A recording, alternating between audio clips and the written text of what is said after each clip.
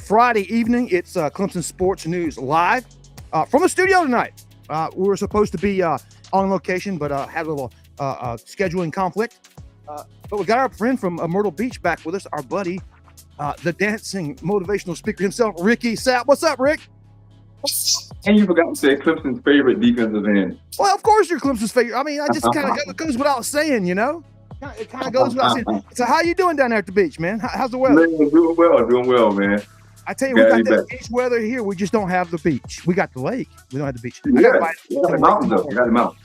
Yeah. Hey, so I wanted to start off tonight by saying, of course, want to thank our sponsors that always put this on. Our title sponsors, Ingalls, Benson Ford, JW Martin Real Estate. And by the way, Joey, I know you're down there in Jamaica with your girlfriend having a birthday dinner tonight. Y'all have a good one. Happy birthday, Joey.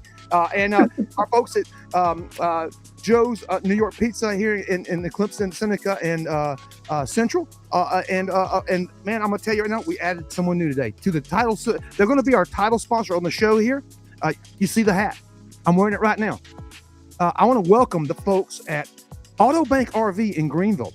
They're right there on White Horse Road. They're right there at the 185 interchange where it meets White Horse Road. You can't miss them, man. The place looks amazing. It immediately catches your eye. All the slick RVs they got going on there. They got everything from your pre-rented tour bus on wheels to your traveling trailers to the fifth wheels. They got them all.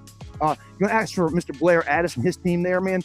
Great people, Clemson fans. I love everything. We're going to do something really special. We'll get back with you guys Halloween. I'm doing something special on site there. We're going to do a show there on a Saturday, especially to benefit one of his relatives that has as a condition and with cancer, and we're trying to get some things taken care of there. But man, I'll tell you, man, I'm gonna tell you right now, it's been a great day, been a great week. The weather cooled down just a hair here the last couple of days. Rick, how about y'all? Not over here, man. It is still steaming hot over here, man. Summer going out with a bang. Yeah. I hear you, dude. I hear you. Well, we got a couple cool degrees the last couple of days. I mean, if you want to say 90 degrees is cool, I'm gonna say it's cool because it is right now. But camp ended yesterday. The guys finished up camp a couple of days ago, and now they're in game prep, bro. It's game prep. Rick, you know what time that is? You know what that's like. Tell everybody what game prep is like. What's a different kind of practice mode, right?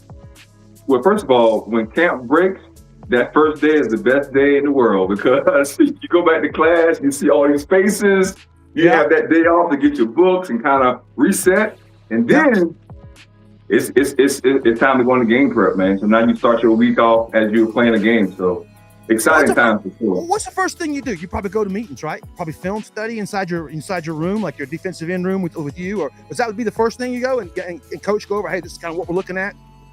Well, normally you have a team meeting. From team meeting, you have special team meetings. From special team meetings, then you go to position meetings, and then for position meetings, then you go to walkthrough, then you start practice. Right. Yeah. So that game plan, like I was talking about, they probably pull that out to you. In which part of the meeting do you really get that game plan? Is that coming from your position coach, or is it coming in that team meeting?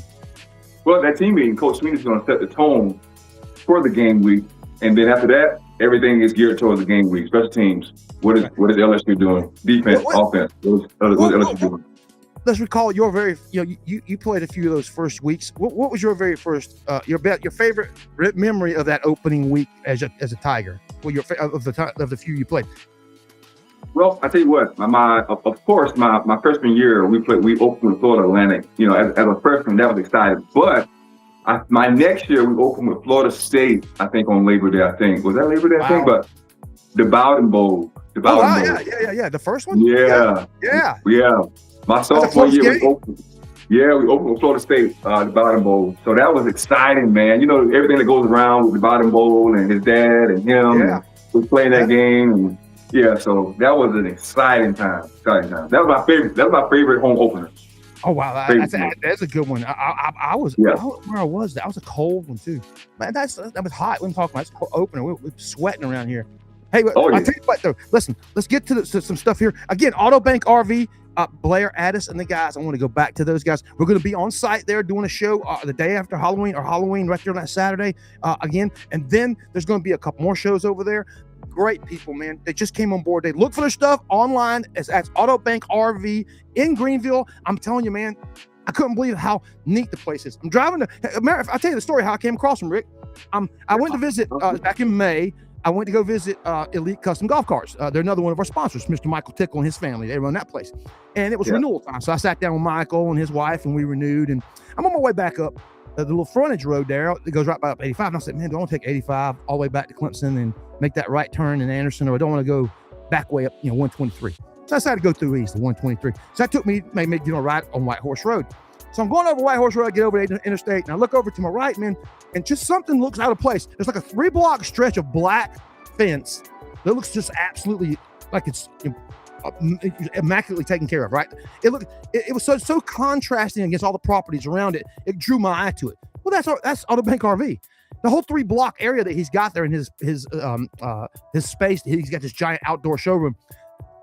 Beautiful dual axle, single axle RVs up there. He's got the travel. I mean, it just got my eye. Pulled in there in May. Had a hard time connecting with Mr. Addis for a little bit there. We finally got in touch with each other a while back, man, and it was like breeze. He jumped on board, and bam, here we go. Thank you again and welcome. And they're gonna be a part of the sponsorship for every live show the rest of the year on top of everything else. So welcome those guys at Autobank RV. Want to say that again. But let's get to it, Rick. Let's get to it. And I know you've been busy. I see the funniest thing is Ricky running around with that damn helmet on, doing these commercials all over the upstate. And I'm talking about this ice cream parlor up in 6 Mile. He's got this Mexican place over here in Clemson. And it's just great watching. Yeah, it's great watching you do your thing. And if you need to, hey guys, you can't find a better ambassador than Rick. Get in touch with him. Some of my sponsors are going to reach out to him as well, and we're going to work some stuff out with him too. So if you need help getting your brand noticed, he's the man. Okay. Now let's get to it, Rick. Let's go to first topic of the day. Yeah. Quarterback battle. I mean, yes, it seems to be on everybody's mind. The quarterback controversy. Every football team has one every other year, it feels like, especially in college with graduation and all that stuff. But, I mean, there's no controversy. I mean, let me give you a good example. I brought it up on Monday when I had my show by myself on Monday, and I compare it to Texas A&M a few years back. We go out there, and it's Kelly Bryant, and you got Trevor Lawrence in the wings waiting. And you didn't want to throw Trevor Lawrence out there in front of 102,000. You know what I'm talking about, Rick.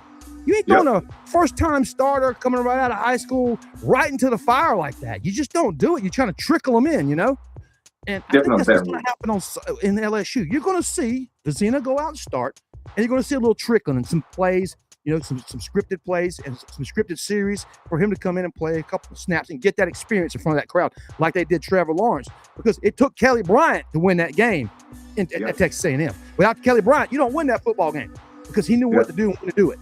And I think that's what Vizina, even though he's only started the one game, he brings that kind of experience with 3 years. So you're going to see Vizina start. I think it's going to be that way probably for kind of like that same thing that happened with the Trevor Lawrence thing. I think about 3 or 4 games in, you're going to see more and more play calls. And finally, when it gets to the point where it's just evident that there's more talent and he's got command of the offense, they'll make the change. I think so too. And especially going into a big game like this, you don't want to throw in the backup quarterback right away. So it makes sense to go in with Vizina. We got to see what Vizina can do. I think you make a great point, though. That Texas A&M game was a perfect example of what we have now. Now, if Vizina goes in there, the only thing that's different there is that you had, Kelly did take the team to the playoffs the year before. But see, here's the thing, though. Tate hasn't had any game reps yet, as opposed to when Kelly Bryant was here, Trevor Lawrence. Trevor didn't have any game reps. So. We could possibly see Tate come in. I don't know, but we'll see. But I just kind of feel like it's the same kind. They got the same kind of scenario, a crazy atmosphere, big time top 10 matchup. And you got the kind of same quarterback thing going on. Other than the fact that Kelly started the year before, okay, that was the difference. Yeah. This is a guy coming in. You got 2 guys fighting for the starting job, but I think the guy with the more experience is going to get the nod, and you're going to give Tate some snaps in front of that crowd. You want him to taste it. You want him to feel that, even if he gets nothing good out of it. You got to. Absolutely. I think you have to. I'll go back to Cole Stout and Deshaun Watson at Georgia back in the day. There's another good example of that, where they brought Deshaun in and gave him a taste of that game. I think that's what you have here. And again, I think it's like the Trevor situation was with Kelly. Eventually, they're going to give him more and more series. He's going to get more and more command of the offense. And when they see it and they feel it, and they feel like he's got command of the offense, if he's a more talented kid, he's got the livelier arm, they're probably going to give him the nod, later on in the year. That's kind of what I'm feeling. But then again, let's don't get out ahead of, out in front of our skis. Let's get the horse before the cart, none of that stuff, because we ain't seen Vizina play, like you said. I'm waiting to see. Yeah, well, one thing I love about the kid for me is that he's poised. We see his interview, he's poised. We saw the one game he played. We saw him in the spring game. He seems very poised. Can he be poised in Baton Rouge? That's what everybody's waiting for. That's what Coach Sweeney's waiting for. Yeah. So it's gonna be interesting to see if he can be poised in that environment and make plays. Then it's a no-brainer. It's a no-brainer. Yeah. Again, if there's somehow they come out of this game with a win, all they got to do is scheme up a win at home against Miami, and this team is going to be looking like yes. But again, the schedule always finds a way to catch you in the ACC. Okay. Yeah, for sure. I can even look at some like National Championship 2016 with Deshaun Watson. What happens? A Pittsburgh team comes in here unranked and beats us by 1 point with a field goal. Last play of the game almost. Remember that? Threw three or four interceptions that day. Just unfathomable that happened to us, but it happened.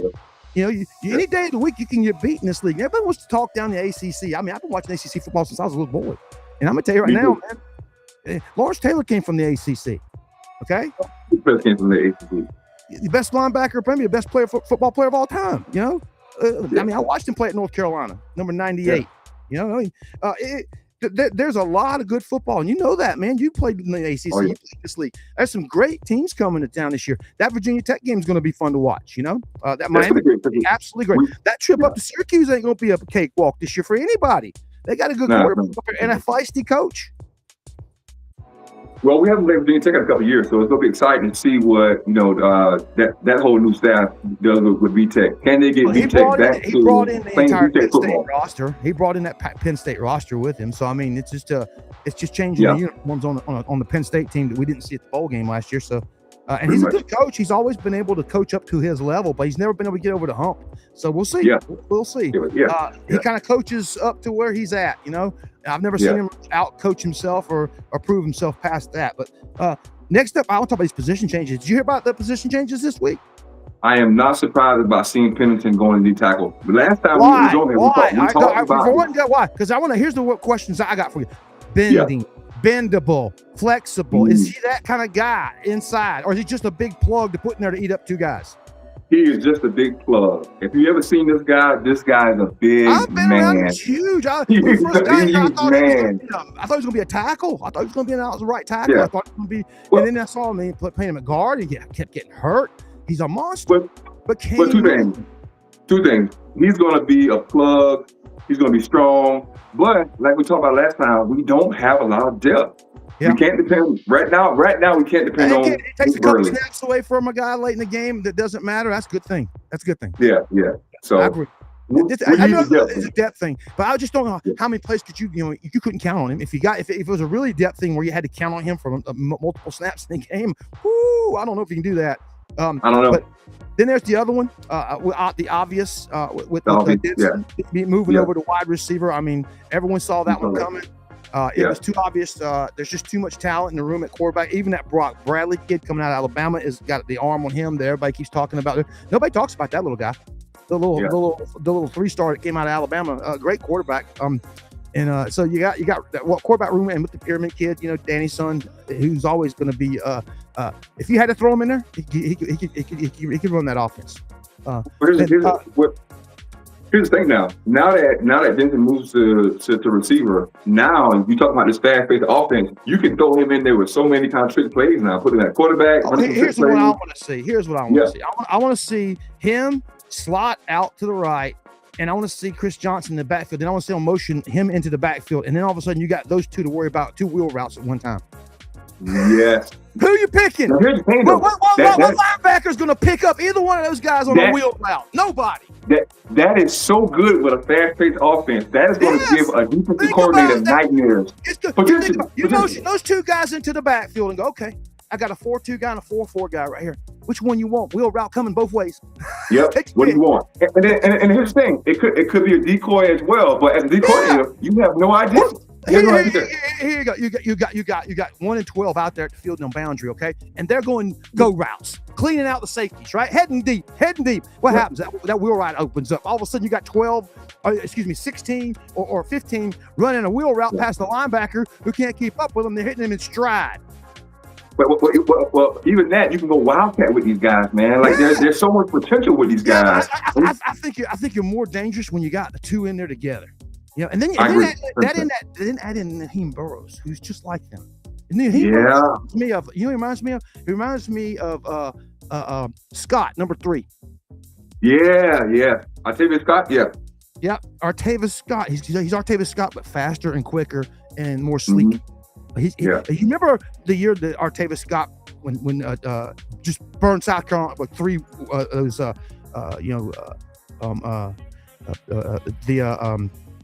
pitch sweeps coming around the end, the orbit motion, the touchdowns, jet sweeps. Yeah. Just killed them all day long. You're gonna see a whole bunch of that this year. Yeah. Between those 3 guys we just mentioned, and Tyler Brown. Yes. We forget about Tyler Brown. Tyler Brown, a freshman All-American when he was at wide receiver his first year. He just had bad injuries and just couldn't catch up last year and couldn't get in. And he's healthy now. He's healthy now. Yeah, and he's made some great plays at practice so far. I've seen some good highlights coming out of there from him, man. But hey, the position change. The next thing we'll talk about is these fast-paced offenses. Again, we talked about this last week, Rick, and now I'm going to bring it back up. What's it like if you're over there and you just got a 3 and out? Your defense, you just come off the field. Man, we just knocked them dudes in the face. Kill it. Offense just scored in 45 seconds. Oh, we got to go back out. Hey, what's that feel like? Tell me. Listen, for everybody that's watching, as a defensive lineman, as a defensive player, playing against a fast-paced offense is the worst. It's the worst, especially when they're rolling and going fast. You talk about substituting. You can't come out when you got a fast-paced offense. It is the worst thing. If they don't substitute, you can't substitute.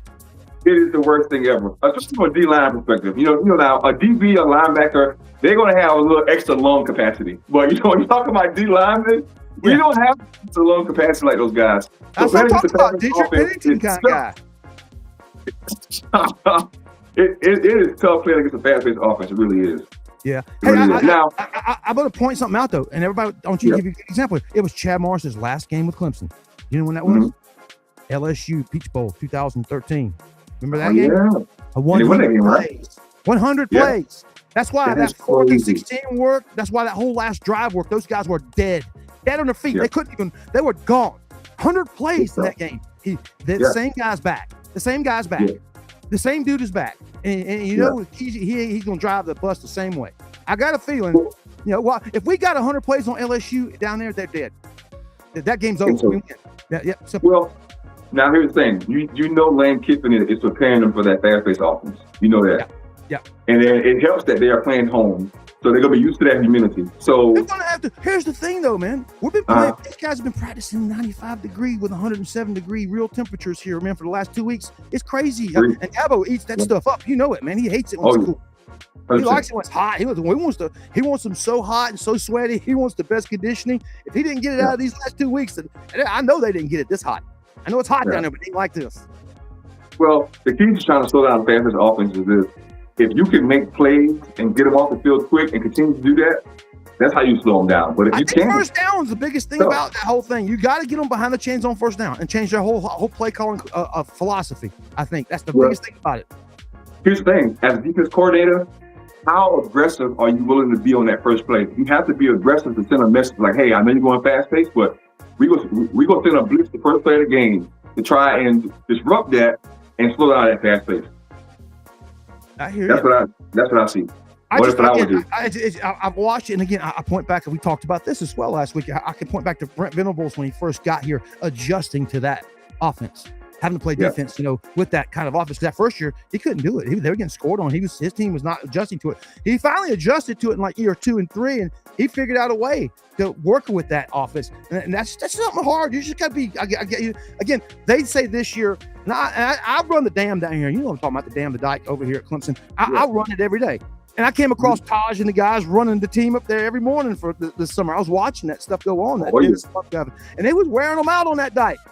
That dike, that's gonna make you tough, man. They did a lot of extra work this summer. We'll see if it pays off, though. We'll see. That's one thing I'll say about Clemson. Ever since I tell you when I noticed it was Clemson versus Ohio State in the Orange Bowl with Taj Boyd and Sammy Watkins. It wasn't even close. how much better in shape Clemson was all the way around, from size to speed to durability, the whole thing. They just ran circles on Ohio State's team that day, and it was. You saw Taj Boyd running down the field with 15 yards between him and a safety, and you're like, Jesus, our quarterback is doing that to their whole defense. Oh, they're in trouble. Yeah. But so that's one thing we say. This football team is going to be in shape. I think we're going to be prepared on the offensive side. I think defense is going to do some great things this year, Ricky. I think in year two of Tom Allen's defense, you're going to have guys not having to think so much. And you got guys reacting. Like Sammy Brown was talking about. That was one of his things last year. This is his third year here. He's learned in the first 2 years he had to learn two different defenses. So second year he's had this one. So let's go into the injury updates. I mean, all we got so far this year is Big Burley. We know he's nicked up. No one wants to tell us what it is exactly. If I dug in, we could find out, but I'm not going to do that. We'll find out when they tell us. And we got the season-ending injury for Polo Anderson, the safety out of out of Dorman, which I'll be honest with you was one of the most. He's one of the guys I look most forward to this year to see. He had a lot of upside. He reminded me of a young Isaiah Simmons. That's why they gave him number 11, by the way. He had that same length, that same, So that's the kind of guy they're trying to find. Because if you remember the national championship seasons, there's that number 11 sitting out there in the back of that defense, and then just a freak picking up space, man, eating up space. Use him anywhere. Use him in all of the spots, Yeah, you just put him up in with them long arms and say, hey, man, is he a linebacker? Is he a safety? Is he a nickel? We don't know what he is, but you know what? He's eating about 15 yards any way he looks. Yeah, space. Freak. Somebody got to step up for sure. He's so freaky they couldn't find a place to put him in the NFL. You know what I'm saying? That's the kind of athlete he is. He created his own little niche, and people have been trying to find him ever since. Well, now freaky guys. Well, now with the Panthers, hopefully they'll be able to find a spot for him and use him. Yeah. Hey, man, listen. Safety room is our next little topic here before we get out of here. Not much to talk about there. You got the two you got Myrick and the other kid coming over, the two transfers. They're probably going to be your starters. And you got Ronan Hannafin. And after that, they were converted wide receiver from up in the Northeast, who was showing some toughness. He likes to stick his nose there and likes to tackle, but got lost in coverage a few times. Once he learns that, too aggressive, a little bit too aggressive sometimes. A little bit too aggressive. But I tell you, man, you can't get hurt there, because behind him, it's just kind of funny how they didn't play anybody last year. What's going on with the guys that were on the roster that are sitting behind those guys right now that weren't get talked about so much that you had to go out and find somebody. So and those guys, so much so that they're going to be your impromptu starters just right off the bat. And one of them led the nation in interceptions, by the way. So there you go. Yeah. The kid coming from Old Dominion led the country in interceptions last year, and the other guy will hit you like the kid coming from Southern Miss will just take your head off. So you got two bad A's back there doing the job. Just a little step back behind there, So, and I guess, man, that's about it. Rick told you, short show here tonight. We're going to be next week, man. Me and Joey are going to be at the coolest place, Ricky. If you're going to be up here, you got to come join us. We're going to be at a mansion. It's called the Castle on the Hill. It's designed. It's built to look like a castle in Italy. The people that bought it, they put it on 40 acres, and if you walk in the backyard, you can see the mountains of Georgia, South Carolina, and North Carolina from one backyard. It's amazing, dude. It's incredible. Wow. It's a multi-million-dollar home. We're going to be there broadcasting live. Our folks from Salute Wine are going to be there joining us, and some others. It's going to be fun, dude. If you're in town, man, you always got an open seat with us anywhere we at. I appreciate it, brother. I love it. Tell about what you're up to next week or so. Man, so what I have coming up, actually, I will be in the gala. Remind everybody about the gala.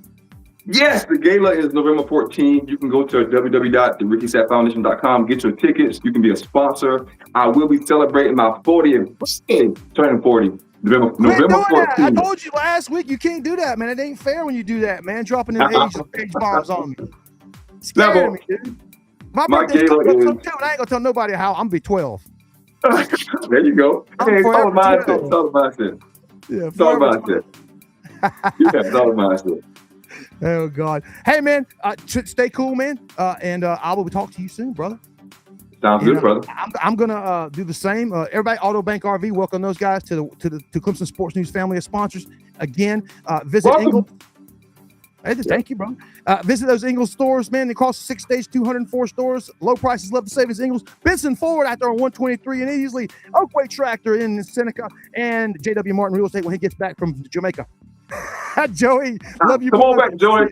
Okay, Joey, I love you, man. Better bring me back something, man. Love you, man. It's not Jamaican rum sounds good. All right, see you guys next week. Go Tigers.